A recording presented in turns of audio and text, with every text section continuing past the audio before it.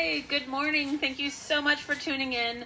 I am Sarah Smith. I'm a horticulturalist here at Rogers Gardens, and this is the Tuesday edition of the live stream. We do live streams every Tuesday and Thursday at 9 o'clock. And today I'm going to be talking to you about one of the special plants that we have that's going on for our fall is for planting. We are doing a really great special right now here in Southern California. The best time to plant plants is in the fall.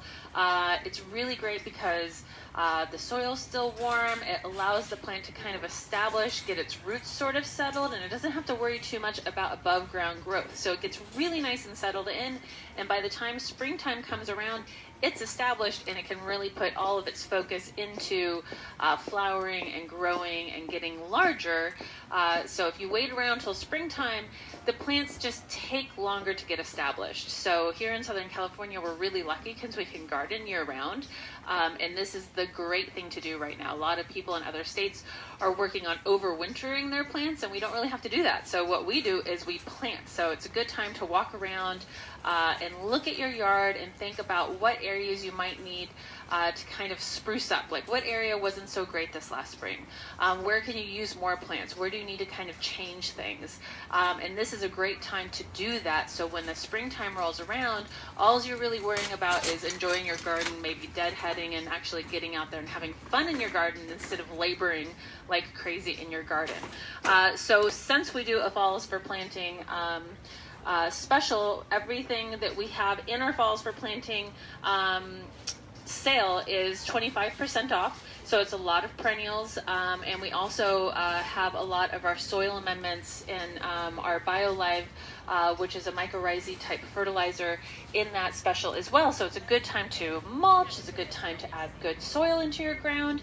And the mycorrhizae that you put in when you're planting any kind of perennial plant, or any kind of plant really, but it's good to put when you're planting because you put it in the hole, and then that way the mycorrhizae grows and attaches to the roots, and it actually allows the plant to bring up more nutrients. So it's pretty cool. But the thing that I am going to show you, one of the plants that we have on our sale is lavender. So lavender is such a unique and interesting plant. There's so many different types of lavenders. Lavender has really kind of changed and morphed over the years. So there's a ton of different varieties and varietals going on. So it's not as simple anymore as just what's Spanish lavender, what's French lavender, what's English lavender. It's gotten really, really diverse. So it's kind of that question that we get a lot is, what French lavender do you have? It's kind of a little different than it used to be back in the day. So that question's not as, it's a lot more complicated these days. But there are those three types really. And the way you can kind of tell is by the leaf shape and by the flower shape. So Spanish lavender, and there's tons of different kinds of Spanish lavender, so I can't really go, that one's the Spanish one, because there's a lot of different Spanish ones. But the Spanish lavender has these really kind of big, fat flowers. They almost remind me of like caterpillars. I'm going to cut this one off so I can kind of show it to you a little bit better. But they almost in a funny way remind me of like little caterpillar or little butterflies because it's got this big fat body to it and these little pretty petals on the top and then little individual flowers down the side. So it's very different from your English or your French type lavender that we really think about in like the lavender fields, where it has a really long spike to it, and then the tall kind of wispy. These are a lot more compact, whereas these ones are going to get those tall kind of flowers on it and tall stems. So these are always going to stay a little bit shorter. These are a really good landscape lavender. Lavender can be a little finicky. It's actually pretty drought tolerant, wants really good drainage. It absolutely needs full sun, no shade for this guy. So you need a good 6 hours of sunlight to make these really happy. If they don't get that, they tend to get really woody. And some lavenders, really, honestly, you got a good like 6 years or so, and then it kind of gets a little funky from there. Lavender is kind of funny. It gets a little woody, does definitely need to be cut back pretty hard to keep it nice and full and dense.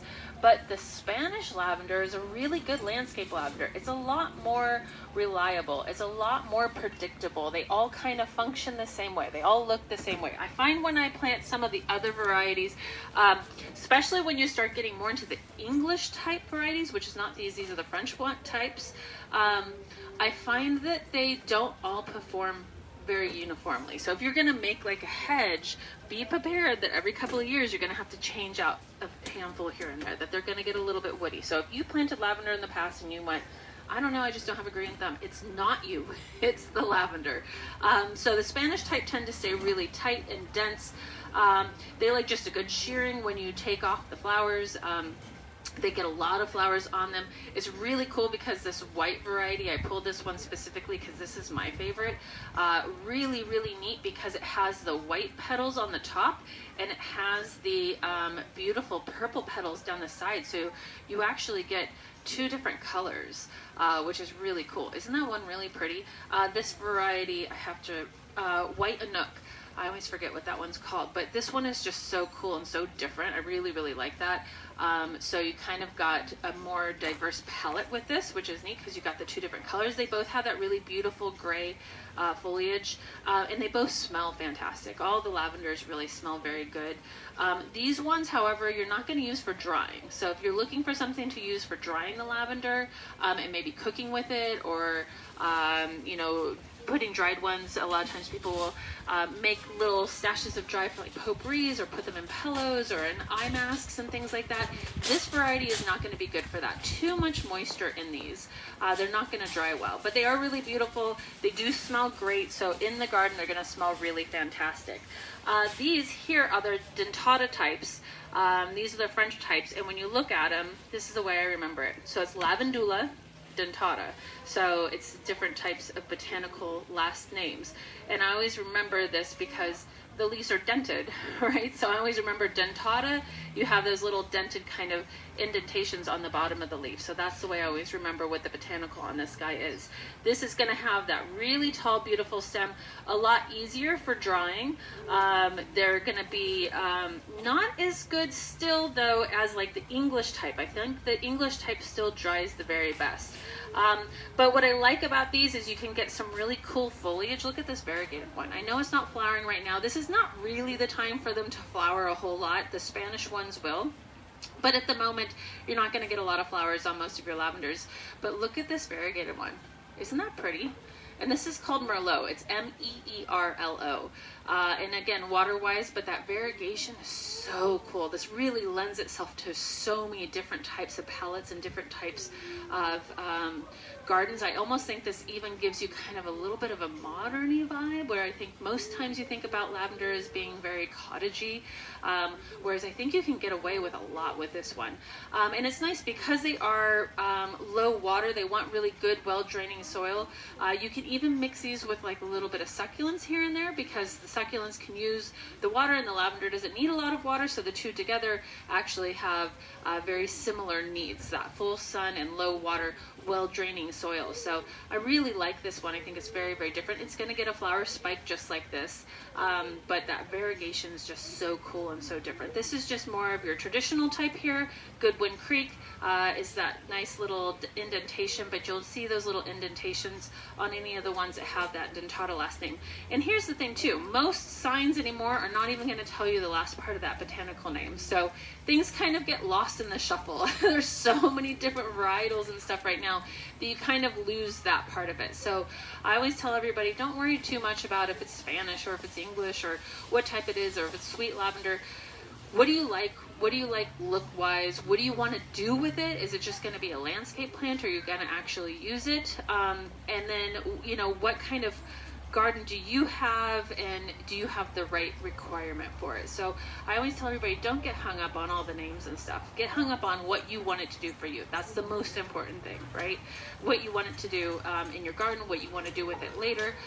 Do you want to dry it? Do you not care about drying it? All those things are really the most important. We do have other varieties, but they're not flowering right now, so I wasn't going to pull all the different varieties that aren't flowering. But there's a lot of different varieties right now. They're all in that 25% off. It's a great time to get them established in the ground. So if you have lavender at home and you're thinking, gosh, it's just looking kind of worse every single year, I've had it for about 10 years, good time to pull it out and establish something new. So in the springtime, it's going to be glorious. So it's a really good time to get that in the ground right now. Take advantage of the discount that we have, and we have all the different varieties. I just didn't pull everything. I'd fill up this whole entire table like you've seen me do many times where I have too many things for my table. But they just absolutely, just standing here and touching them, it smells like heaven. It's so amazing right now. It smells so good. It's so fantastic.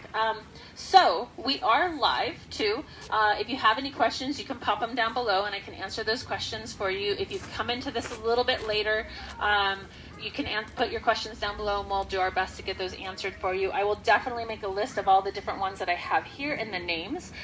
So we'll add that to this later so you can come back and look for that. But if there's any questions that you have, I can answer those now. Is there anything that you're looking forward to doing this fall to get ready for spring? What are you doing right now? Are you mulching your garden like you should be? Have you been adding in good compost and things like that into your garden? Because it's a great time to do a nice thin layer of compost in the garden. What about your fall veggies? Have you pulled out all your peppers? I just finished pulling out most of my peppers. I have a huge bowl of peppers and finally got all my fall stuff in the garden. I still have a couple more things I'm looking to get in there, but those are all finally done, which I'm really excited about. I dried some of the English lavender just the other day, and I'm looking to make a simple syrup with it. So where I'm gonna get it nice and dry, it's almost there. So I just cut the stems, I hung it upside down, I put it in my pantry where it's nice and cool and dry.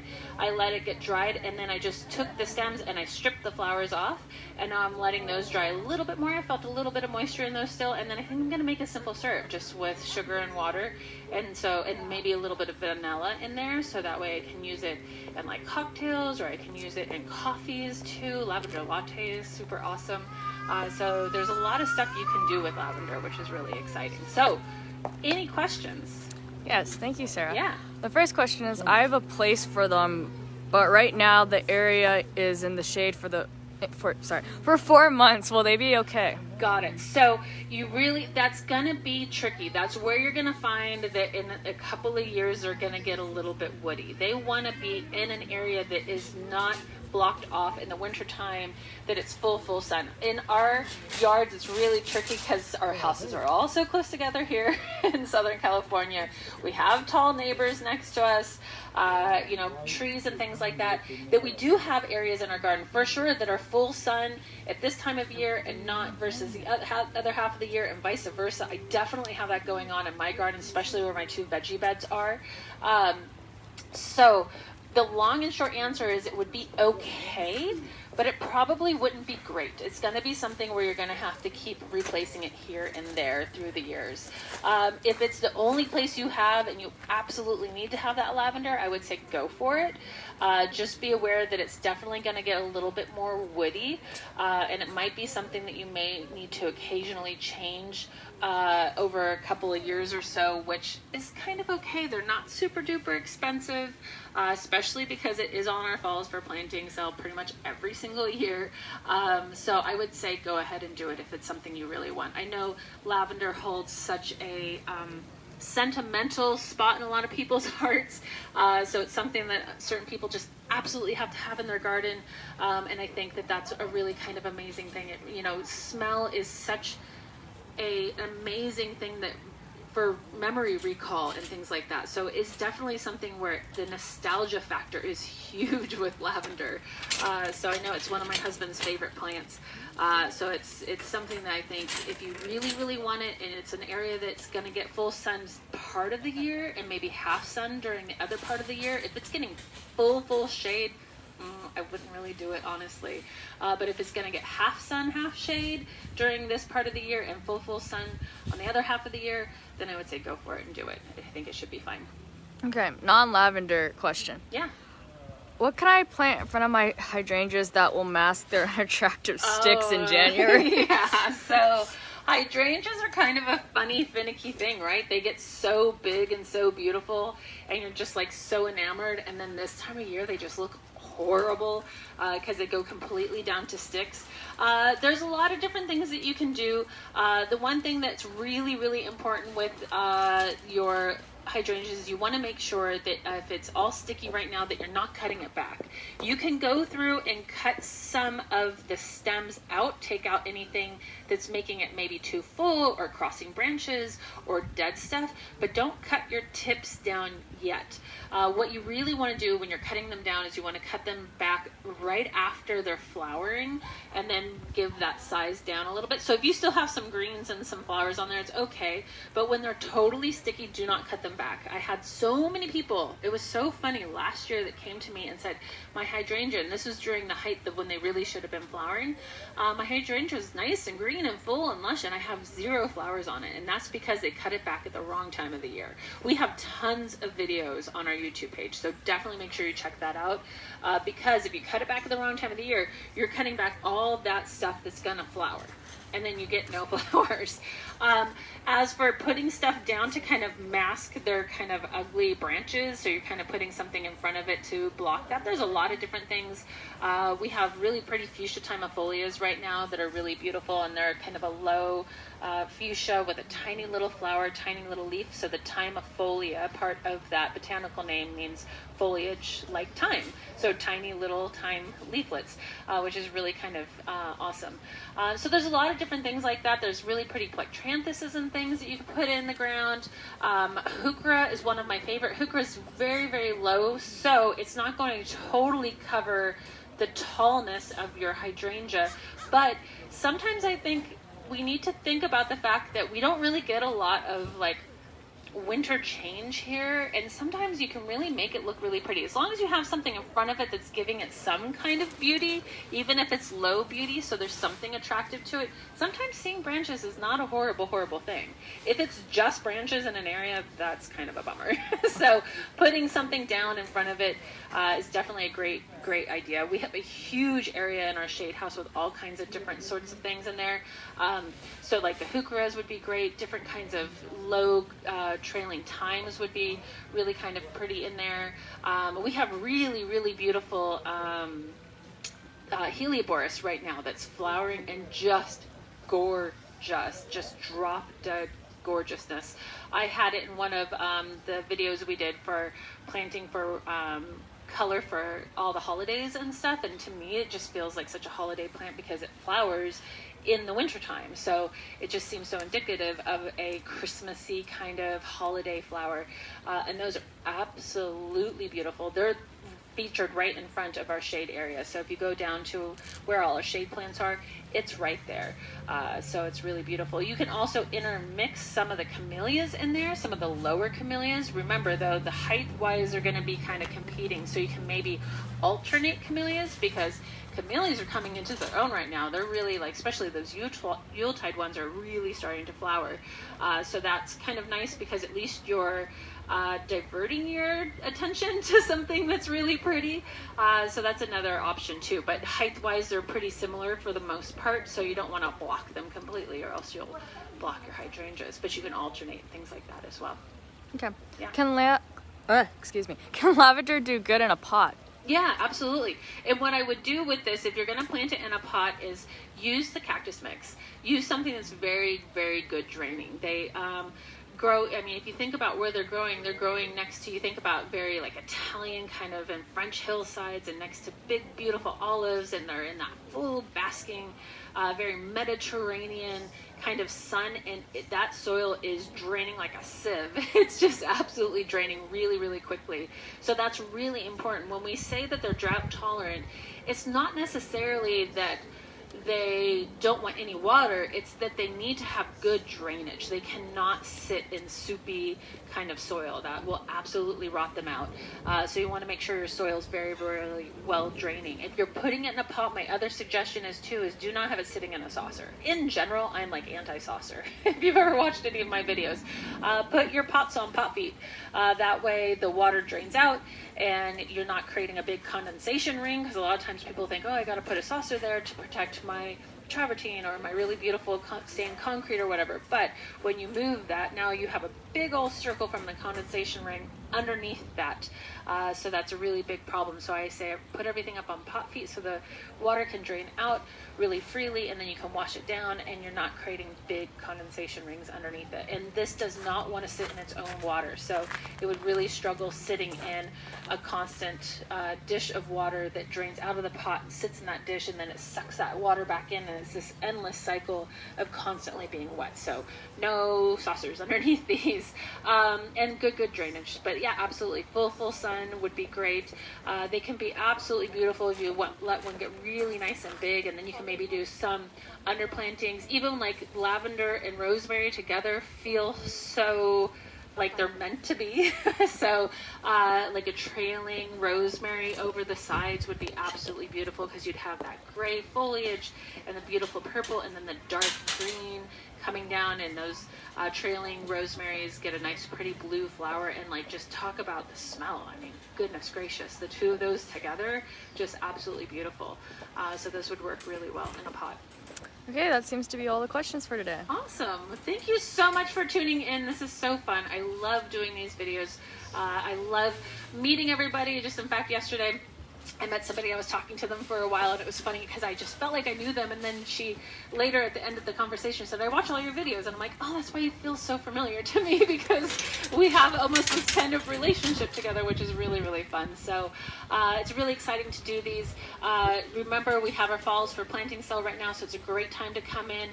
We also have our flower of the month, which is pansies. So we have a great promotion with that, where you buy 2, you get 1 free, and this is a great time to get those pansies established, because those will go all the way into the spring and be absolutely beautiful for you. Don't forget to amend your soil.